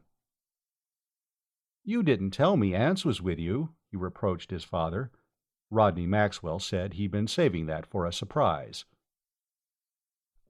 When Con asked Ants what was the matter with the bank, he said, "For the birds! I'd as soon count sheets of toilet paper as this stuff we're using for money. Sooner! Toilet paper can be used for something, and this paper money's too stiff. Maybe some of this stuff we're digging here isn't worth much, but at least it's real." That was something else the Maxwell plan would have to take care of. Gresham's law was running hog-wild on Poitem. A planetary government sol was worth about 10 centisols, Federation, and aside from deposit boxes, woolen socks under the mattress, and tin cans buried in the corner of the cellar, Federation currency was non-existent. "Had breakfast yet?" Rodney Maxwell asked. "Oh, hours ago. I was out and shot another spikenose. It's hanging up back of the kitchen, waiting for the cook to skin it and cut it up." He grinned at Con. "You don't get this kind of hunting in a bank, either." "Jerry still inside? I want to see him. Suppose you take Con around and show him the sights. And don't worry about him bumping you out of a job. Worry about the 6 or 8 extra jobs you'll have to do beside your own from now on." Con and Ants crossed the yard and entered one of the office buildings through a big breach in the wall. Ants said, "I did that myself. 90mm tank gun. When we want a wall out of the way, we get it out of the way." Inside were a lot of lifters and skids and power shovels and things. Laborers were assembling for work assignments. Most of them had been with his father 6 years ago, and he knew them. They hadn't done any growing up in the meantime. They climbed into an air jeep and floated out over the edge of the plateau, letting down past the sheer cliff to where the lower lateral shaft had been opened. A great deal of rock had been shoveled and bulldozed away to expose it. It was 20 feet high and 40 wide. Ants simply steered the jeep inside and up the tunnel. There were occasional lights on at the ceiling. Ants said they were all powered from their own nuclear electric conversion units. "We don't have the central power on here. There's a big mass energy converter, but we're tearing it down to ship out." That was something they could get a good price for, maybe even 1/10 of what it was worth. At least they wouldn't have to sell it by the ton. The tunnel ended in an enormous room a couple of 100 feet square and 50 high. There was a wide aisle up the middle. On either side, contragravity equipment was massed. Tanks with long 90mm guns, combat cars, small airboats, rank on rank of air cavalry single mounts, egg-shaped things just big enough for a man to sit in, with quadruple machine guns in front and flame jets behind. Ambulances armored against radiation, decontamination units, mobile workshops, mobile kitchens, troop carriers, jeeps, staff cars, power shovels, manipulators, lifters, all waiting for 40 years to swarm out as soon as the bombs that never came stopped falling. They floated the jeep along hallways beyond and got down to look into rooms. Work was already going on in the power plant. A gang under a slim young man whom Ants introduced as Mohammed Matsui were using repair robots to get canisters of live plutonium out of a reactor. Workshops, laundries, storerooms, kitchens, some stripped and a few still intact, a hospital, guardhouse, and lockup. More storerooms on the level above, reached by returning to the vehicle hangar and lifting to an upper entrance. By this time, gangs were at work there too, moving contragravity skids in empty and out loaded. "The CO here must have had squirrel blood," Ants said. "I think when the evacuation orders came through, he just gathered up everything there was topside and crammed it down here, any old way. Honest to goo, this place was packed solid when we found it. Nobody'd believe it." "Wait till you see the next one." "You mean there's another place like this?" "You can say so. You can say a 20-megaton thermonuclear is like a hand grenade, too." Ants Dawes simply didn't believe that. When they got back to the administration building on top, they found Rodney Maxwell, Jerry Rivas, the general foreman, and a half-dozen gang foremen in consultation. "We're getting 150 more men and 10 farm scouts from Litchfield," his father said.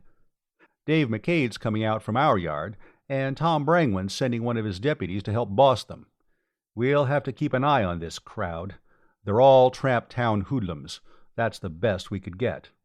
We're going to have to get this place cleaned out in a hurry. We only have about 2 weeks till the wine pressing's over, and then we want to start the next operation. Con, did you see all that engineering equipment down on the bottom level?" "Yes.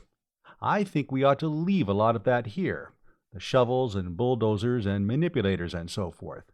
We can move it direct to Force Command. How are we fixed for blasting explosives?"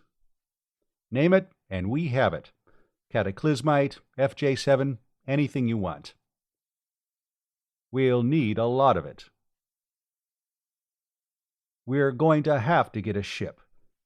I mean a contragravity ship, a freighter. First to move this stuff out of here, and then to move the stuff out of Force Command. And we want it mounted with heavy armament, too. We not only want a freighter, we want a fighting ship." "You think so?" "I'm sure of it," Rodney Maxwell said. "Where we're going is full of outlaws. There must be hundreds of them holding up over there. That's where all the trouble on the East Coast comes from. Now, outlaws are sure-thing players. They want to be alive to spend their loot, and they won't tackle anything that's too tough for them. A lot of guards and combat equipment may look like a loss on the books, but the books won't show how much of a loss you might take if you didn't have them. I want this operation armed till it'll be too much for all the outlaws on the planet to tackle." That made sense. It also made sense out of the billions of sols the Federation had spent preparing for an invasion that never came. If it had come and found them unprepared, the loss might have been the war itself. The scows and newly hired workers began arriving a little after noon. The scows had been borrowed from plantations where the crop had been gotten in. There were melon leaves and bits of vine in the bottoms. The workers were a bleary-eyed and unsavory lot. Con had a suspicion, which Brangwen's deputy confirmed, that they had been collected by mass vagrancy arrests in Tramptown. As soon as they started arriving, Jerry Rivas hurried down to the old provost marshal's headquarters and came back with a lot of rubber billy clubs, which he issued to his gang bosses, regular and temporary. A few times they had to be used.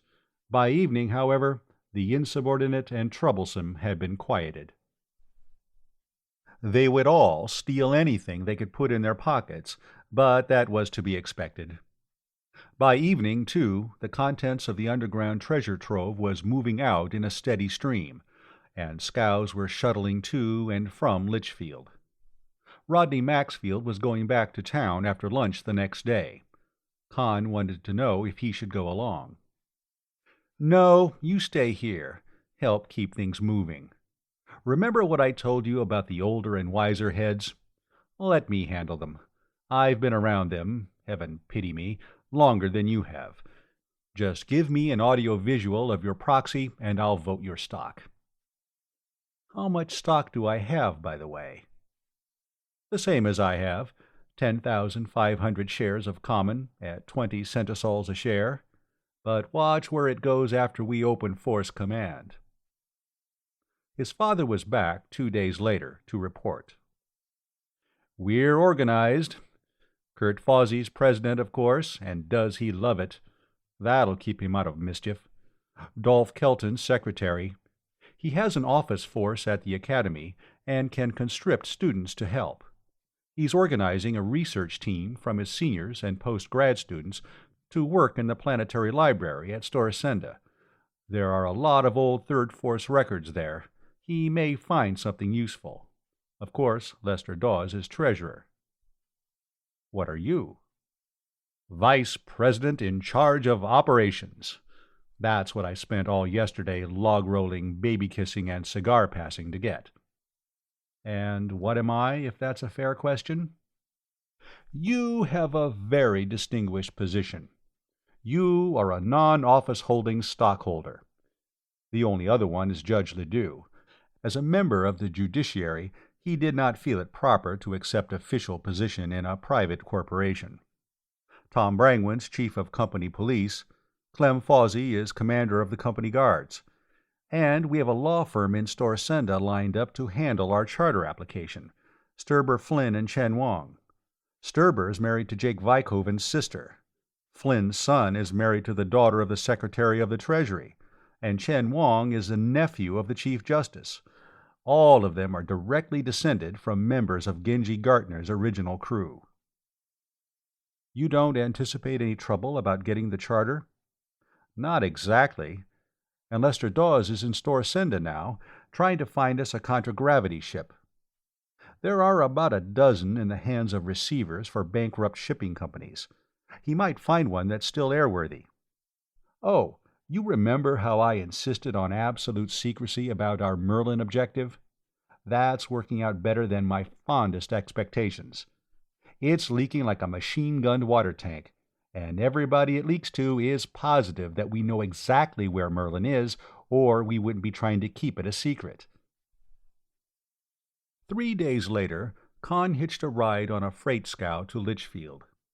From the air, he could see a haze of bonfire smoke over High Garden Terrace, and a gang of men at work. There were more men at work on the mall and along the streets on either side. He went up from the yard below the house, where the scow was being unloaded, and found his mother in the living room, watching a screenplay with one eye and keeping the other on a soulless machine like a miniature contragravity tank, which was going over the carpet with a vacuum cleaner and taking swipes at the furniture with a rotary dust mop. She was glad to see him, and then became troubled. "Con, when Flora comes home, you won't argue with her, will you?" "Only in self-defense." That was the wrong thing to say. He changed it to, "No, I won't argue with her at all." And then quoted Wade Lucas quoting Thomas Paine. Then he had to assure his mother a couple of times that there really was a Merlin, and then assure her that it wouldn't get loose and hurt anybody if he did find it. In the middle of his assurances about the harmlessness of Merlin, the house-cleaning robot began knocking things off the top of a table. "Oscar, you stop that!" his mother yelled. Oscar, deaf as the adder, kept on. Khan yelled at his mother to use her control. She remembered that she had one, a thing like an old-fashioned pocket watch, around her neck on a chain, and got the robot stopped. No wonder she was afraid of Merlin. He took advantage of the interruption to get to his room and change clothes, then went up to the hangar and got out an air cavalry mount. About 50 men were working on High Garden Terrace, pruning and trimming and leveling the lawns. There was a big vitrifier on the mall. Even at 500 feet he could feel the heat from it, chuffing and clanking and pouring lava-like molten rock for a new pavement. And all the nymphs and satyrs and dryads and fauns and centaurs had had their pedestals rebuilt and were sandblasted clean. He landed on the top of the airlines building and rode a lift down to the office where Kurt Fawsey neglected the affairs of his shipline agency, his brokerage business, and the city of Litchfield. The afternoon habitués had begun to gather. Raymond Fitch, the used vehicles dealer, Lorenzo Menardis, Judge Ledoux, Tom Brangwen, Clem Zareth. Fawsey was on the screen, talking to somebody with sandy hair and a suit that didn't seem to be made of any sort of Federation Armed Forces material, about warehouse facilities. The addresses they were mentioning were in Storsenda. "No, Leo, I don't know when," Fawsey was saying, "but don't you worry. You just have space for it, and we'll fill it up. And don't ask me what sort of stuff. You know what a salvage operation's like. You just haul out the stuff as you come to it." Tom Brangwen, lounging in one of the deep chairs, looked up. "Hello, Con. We're having a time. Another 200 tramps came in on the Countess this morning, and Goo only knows how many in their own vehicles, and they all seem to think if there's work for some, there ought to be work for all. and some of them are getting nasty. We can use some more out at the dig. The ones you sent out Thursday are doing all right, once they found out we weren't taking any foolishness. Fawsey turned away from the screen. Well, Con, we're in, he said. The charter was granted this morning. Now we're Litchfield Exploration and Salvage Limited. And Lester Dawes has found us a contragravity ship. How much will it cost us? Fawsey began to laugh. Con, this'll slay you. She isn't costing us a centisol. You know those old ships on Mothball Row, back of the old West End ship docks at Storasenda? Con nodded.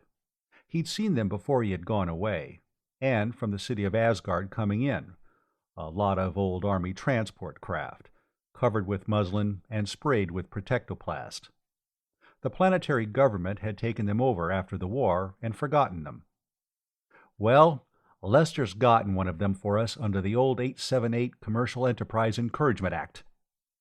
She's an Army combat freighter, regimental ammunition ship. Of course, she still has armament. We'll have to pay to get that off. Why? Fawsey looked at him in surprise. It would only be in the way and add weight. We want it for a cargo ship, don't we? That was what she was built for. What kind of armament? Fawsey didn't know. Clem Zareff did. 415mm rifles, 2 fore and 2 aft, a pair of lift-and-drive missile launchers amidships, and a secondary gun battery of 70mm and 50mm autocannon. I know the class. We captured a few of them. Good ships. Fawsey was horrified. Why, that's more firepower than the whole air patrol. Look, the government won't like our having anything like that. They're giving her to us, aren't they? Menardus asked. Gehenna with what the government likes, the old rebel swore. If they'd put a few of those ships into commission, they could wipe out these outlaws, and a private company wouldn't need an armed ship. May I use your screen, Kurt? Con asked. When Fawsey nodded, he punched out the combination of the operating office at 10th Army, and finally got his father on. He told him about the ship. There's talk about tearing the armament out, he added. Is that so now? Well, I'll call Lester Dawes before he can get started on it. I think I'll go into Storasenda tomorrow and see the ship for myself. See what I can do about ammunition for those guns, too. But, Rod, Fawsey protested, joining the conversation, we don't want to start a war. No, we want to stay out of one. You don't do that by disarming. We're taking that ship down into the Badlands, remember? Rodney Maxwell said.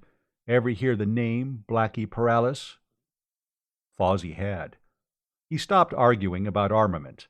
Instead, he began worrying about how much the civic cleanup campaign was costing Litchfield. You think we really need that, Rod? Of course we do. You'd be surprised how much labor we're going to need, and how hard up we're going to be for capable supervisors. This thing's a training program, Kurt, and we'll need every man we train on it. But it's costing like Niflheim, Rod. We're going to bankrupt the city. Worse than it is now, you mean? Oh, don't worry, Kurt. As soon as we find Merlin, everything will be all right. Franz Veltrin came in shortly after Rodney Maxwell was off the screen. He dropped his audio-visual camera and sound recorder on the table, laid his pistol belt on top of them, and took a drink of brandy, downing it with the audible satisfaction of a thirsty horse at a trough. Then he looked around accusingly. Somebody's been talking, he declared. I've had all the news services on the planet on my screen today. They all want the story about what's happening here. They've heard we know where Merlin is, that Con Maxwell found out on Terra. They just put 2 and 2 together and threw 7, Con said. A Herald Guardian ship news reporter interviewed me when I got in, and found out I'd been studying cybernetics and computer theory on Terra. What did you tell them? Complete denial. We don't know a thing about Merlin. Naturally, they didn't believe me. A bunch of them are coming out here tomorrow. What are we going to tell them? We'll all have to have the same story." "I," said Judge Ledoux, "am not going to be interviewed. I am leaving town till they're gone." "Why don't you steer them on to Wade Lucas?" Con asked. "If you want anything denied, he'll do it for you."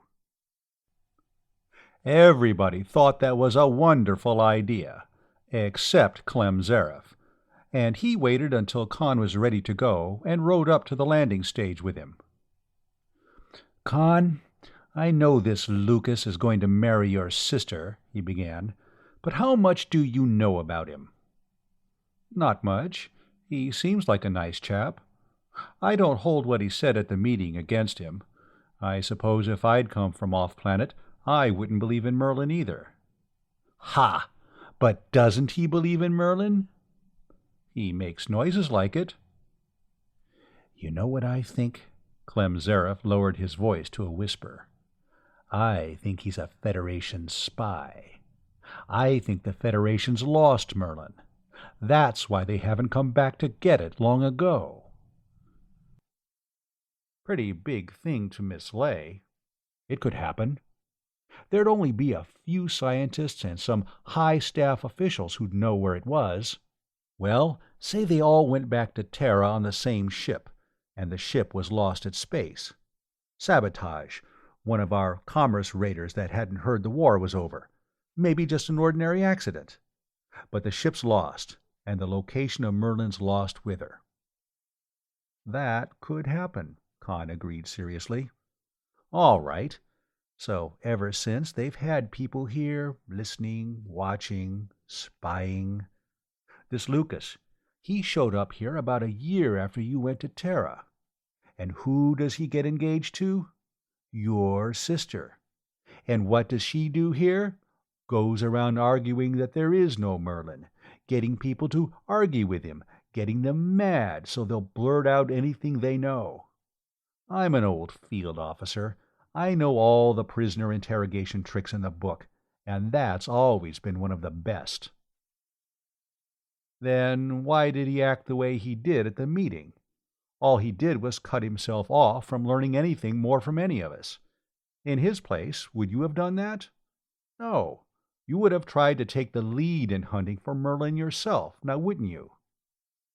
Zareff was silent, first puzzled, and then hurt. Now he would have to tear the whole idea down and build it over. Flora was quite friendly when she came home from school. She'd found out somewhere that Con had been the originator of the municipal facelifting project. He was tempted, briefly, to tell her a little, if not all, of the truth about the Maxwell plan, then decided against it. The way to keep a secret was to confide it to nobody. Every time you did, you doubled, maybe even squared, the chances of exposure. He told his father, when Rodney Maxwell came in from the dig, about his talk with Clem Zareff. "How long's he been like that, anyhow?" he asked. "As long as I've known him. When it comes to melons and wine and bossing tramp labor and taking care of his money and coming in out of the rain, Clem Zareff's as sane as I am. But on the subject of the Terran Federation, he's crazy as a bedbug." "What is a bedbug, anyhow?" "They have them on Terra, in places like Tramptown. They have places like Tramptown on Terra, too." "Uh-huh. I suppose, in Clem's boots, I'd be just as crazy as he is," Rodney Maxwell said. "One minute, he had a wife and 2 children in Kindleberg on Ashmodai, and the next minute, Kindleberg was a puddle of radioactive slag." "That was in '51, wasn't it? I read about it," Con said. "It was a famous victory." "That was from a poem, too." Rodney Maxwell flew to Storsenda early the next morning. Con rode back to 10th Army on an empty scow, and pitched into the job of getting the stores and equipment out of the underground shelters. More farm tramps arrived, and had to be pounded into obedience and taught the work. At the same time, Litchfield was getting a steady influx of job seekers, and a secondary swarm of thugs, grifters, and gangsters who followed them.